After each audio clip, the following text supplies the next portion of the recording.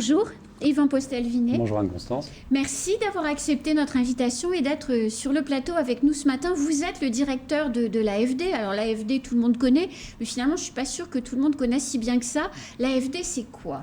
Alors l'AFD, l'Agence française de développement, c'est deux choses à la fois. C'est un établissement public de l'État et c'est en même temps une société de financement. Donc ce que nous faisons, c'est que nous accompagnons les acteurs du territoire sur leurs projets de développement, à la fois de manière financière et en même temps en assistance technique. Assistance technique, c'est surtout pour les collectivités. Notamment, principalement effectivement, parce que pour l'assistance technique, il nous faut des fonds en subvention. Et ces fonds en subvention nous sont fournis par le ministère des Outre-mer. Le ministère des Outre-mer a souhaité concentrer l'effort sur les collectivités. Alors, avant de reparler des collectivités, vous avez participé aux côtés de l'IEDOM et de l'INSEE à un travail d'analyse et d'étude pour mesurer en quelque sorte le développement économique de Mayotte sur les 10 années de départementalisation. Qu'est-ce qu'il faut retenir de cette étude, Yvan Postel-Vinet ?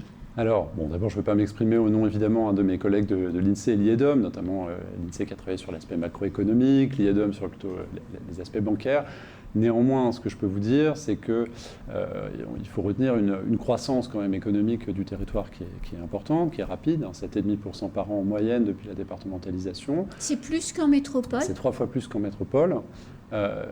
Néanmoins, évidemment, il faut pondérer ça avec le fait qu'il y a une croissance démographique qui reste importante à Mayotte et ça aboutit au fait que l'écart de richesse finalement entre Mayotte et l'Hexagone reste très important puisque le PIB par habitant aujourd'hui reste 3,7 fois inférieur à celui de la métropole. Alors on s'est développé 3 fois plus vite, mais on est 3 fois plus pauvre. Comment c'est possible ? Alors, on était encore plus pauvres avant. Bien sûr. Voilà. Donc, c'est toujours un peu la problématique de la course de voiture. C'est la métaphore qu'utilisait mon collègue de l'INSEE, c'est-à-dire que vous avez beau accélérer, si la voiture qui est devant vous continue à accélérer, même si elle accélère moins vite, vous n'allez pas forcément la rattraper tout de suite. Donc c'est un petit peu une manière d'expliquer ce décalage. Mais pour autant, il y a un vrai dynamisme économique qu'on constate aujourd'hui à Mayotte. Une part de l'emploi dans le secteur privé qui progresse. Une part du secteur privé dans la valeur ajoutée totale du territoire qui progresse également. Donc restons optimistes sur la croissance économique du territoire. Ce qui veut dire qu'en dépit des difficultés de notre territoire, je pense à l'insécurité par exemple, que les entreprises redoutent considérablement, les acteurs économiques investissent. Parce que si la part se développe, c'est qu'il y a des investissements qui se réalisent. Oui, l'investissement des entreprises a beaucoup augmenté depuis la départementalisation et continue d'augmenter. Nous-mêmes, en tant qu'AFD, nous accompagnons certains investissements du secteur privé. À côté des locaux de ce studio, il y a le data center, par exemple, de la société ITH. C'est un projet que nous avons accompagné. Il y a aujourd'hui des investissements pour certains structurants qui permettent au territoire d'avancer grâce au dynamisme du secteur privé. Alors, on le dit souvent, à Mayotte, le vrai moteur de l'économie, ce sont les marchés publics et donc les achats publics que font les collectivités territoriales et les syndicats et les intercommunalités.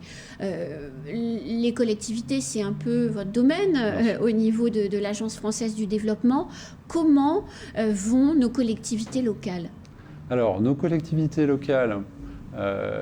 elles ont vu leurs ressources augmenter assez considérablement depuis la départementalisation. C'est l'entrée dans le droit commun qui a permis aujourd'hui d'avoir des recettes, par exemple, du bloc communal qui se situe autour de 250 millions d'euros. Donc c'est quand même des montants importants. Elle reste aujourd'hui la première brique, si vous voulez, dans la valeur ajoutée totale de l'économie mahoraise. Donc le poids des marchés publics reste très important. Elle reste aussi le premier employeur de l'île. Ensuite, comment vont-elles ? D'un point de vue financier, évidemment, les situations sont contrastées. Je veux dire, il y a des collectivités qui aujourd'hui sont en difficulté, des collectivités qui sont davantage à l'équilibre. Ce qui est certain, c'est qu'on craint quand même un effet ciseau.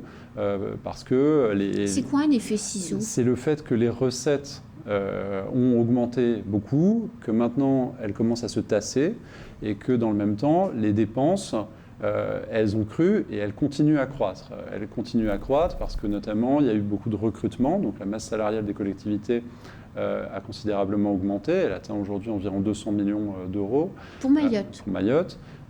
Et les investissements aussi ont augmenté de manière assez importante. Et en fait, ces investissements, ce n'est pas que des dépenses d'investissement, c'est aussi derrière des dépenses de fonctionnement. Parce que quand vous créez une infrastructure, derrière, il faut la faire fonctionner, il faut mettre du personnel dedans, il faut payer l'électricité, etc. Donc, et ça, ce n'est pas toujours anticipé par toutes les collectivités.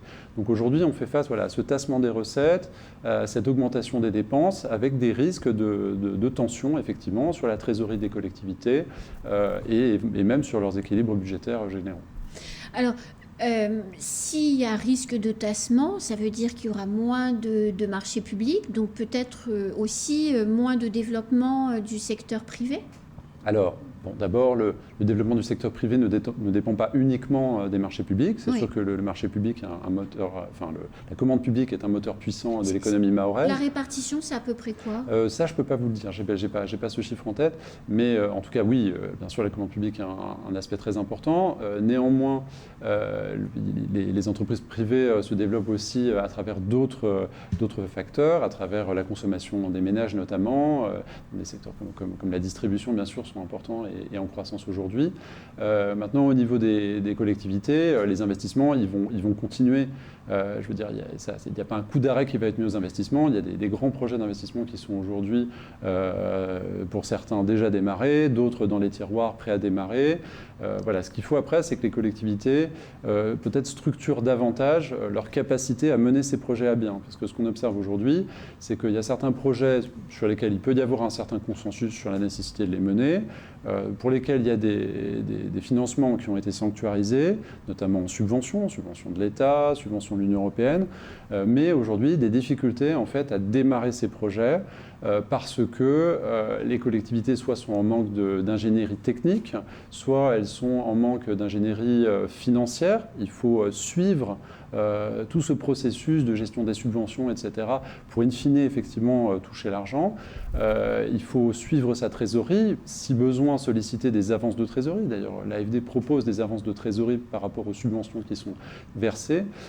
Et donc, c'est tout un travail d'organisation interne au niveau des collectivités pour que, in fine, les projets d'investissement puissent aller à leur terme et que les inaugurations puissent se faire et que les habitants puissent bénéficier des équipements nouveaux.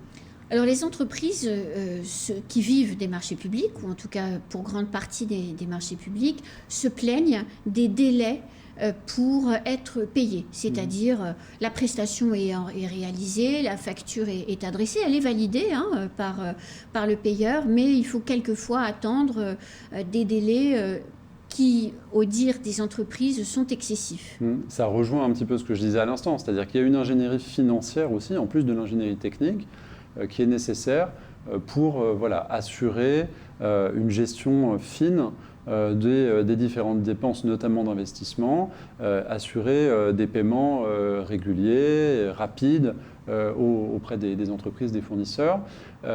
Néanmoins, évidemment, il y a des situations où la situation financière de la collectivité fait qu'il y a des retards qui peuvent commencer à s'accumuler, à devenir structurels.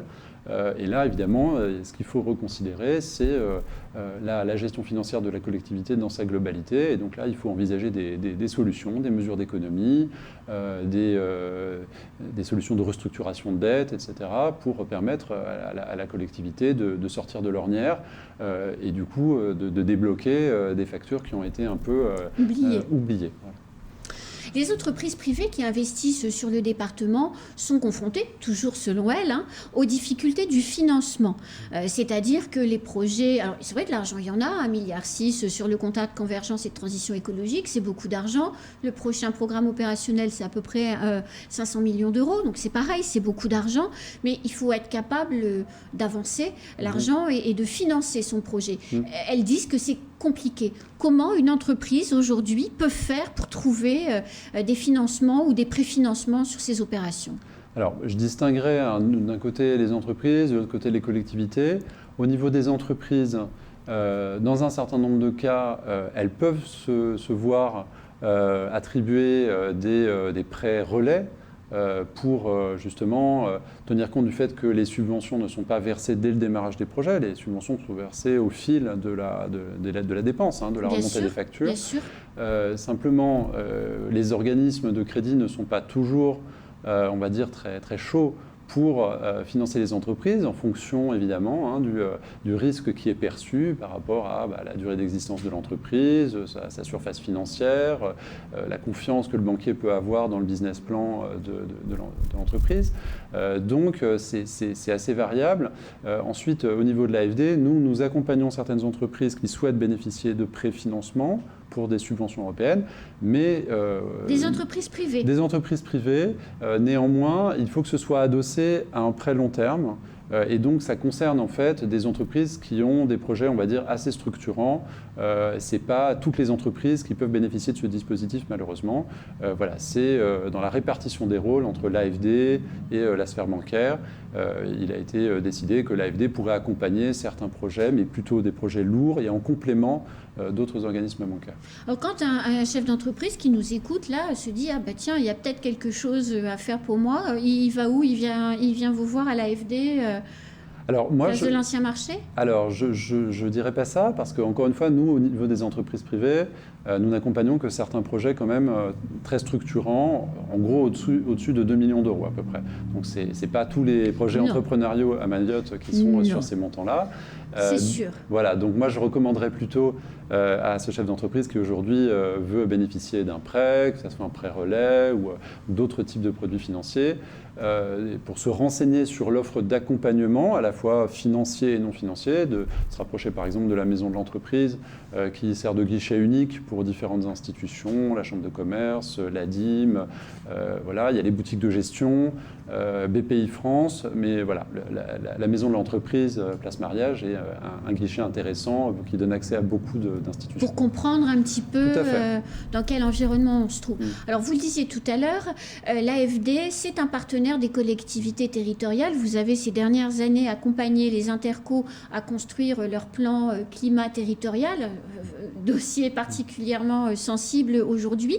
Quelle est votre stratégie d'accompagnement pour les prochaines années des collectivités, puisque je crois que vous venez de finaliser ce programme? Oui, alors nous avons effectivement finalisé très récemment notre stratégie 2022-2026 qui concerne donc bien sûr principalement les collectivités parce que c'est notre cœur de métier et nous souhaitons les accompagner en fait à travers 4 axes principaux. Donc le premier axe, c'est tout ce qui concerne les services essentiels, donc l'accès à l'eau potable, à l'assainissement, l'accès à des aménagements urbains de qualité si possible, l'accès bien sûr à une voirie qui soit de qualité, etc. Donc tous ces éléments on va dire du quotidien qui sont nécessaires pour chacun des habitants de Mayotte, nous souhaitons pouvoir les accompagner les collectivités et les établissements publics qui portent ces politiques. J'inclus dedans aussi la santé. Et nous sommes aujourd'hui un partenaire du CHM pour un certain nombre de ces investissements. Il y a des investissements assez lourds en ce moment, qui sont plutôt des investissements d'urgence pour les travaux, renforcement du plateau technique, voilà. etc. Mais c'est aussi demain la construction du futur deuxième hôpital. Donc nous serons bien sûr présents aux côtés du CHM s'il le souhaite pour l'accompagner dans ce projet-là. Le deuxième axe d'intervention pour nous, c'est tout ce qui a trait au renforcement des compétences. Aujourd'hui, on constate que, bien sûr, Mayotte a besoin d'équipements, Mayotte a besoin de services pour sa population, etc. Mais tout ça ne peut vraiment exister, se développer, fonctionner que s'il y a des personnes compétentes pour gérer les différents aspects tout simplement de la vie en société. Et donc du coup, il faut travailler sur l'éducation. Donc par exemple, la formation des policiers municipaux, qui est un gros sujet en ce moment pour les collectivités territoriales, c'est quelque chose sur lequel vous vous positionnez? Alors, non. Parce qu'en fait, on ne peut pas non plus intervenir sur tous les sujets. Donc pour vous indiquer un petit peu sur quoi aujourd'hui on peut se positionner, il y a déjà tout ce qui est scolaire, mais bien sûr, on n'empiète pas sur les compétences ni des collectivités, ni du rectorat. On ne travaille pas sur les programmes, c'est des programmes nationaux.